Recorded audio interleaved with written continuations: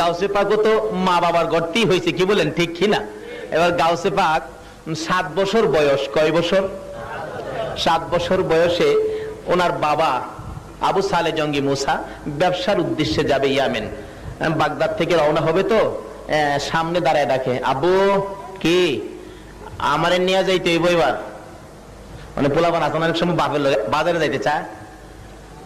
বাবা দেখেন কয় এই ব্রিজ পারিয়া জামু, বাসে অ্যাক্সিডেন্টের ভয়, গাড়িগুলো ঝামেলা, কত বিপদ আপদ থাকে। বাবা তোমার 10টা টাকা দিয়া গেলাম, বাজারে যাওয়া দরকার নাই।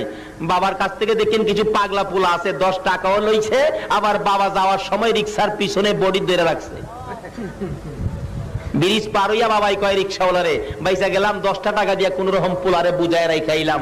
পোলা পিছন দিয়ে বাইরিয়া কয় আব্বু, আরে কি আমি আইসা বসছি তো। এমন পাগলা ফুলাফান আছে না।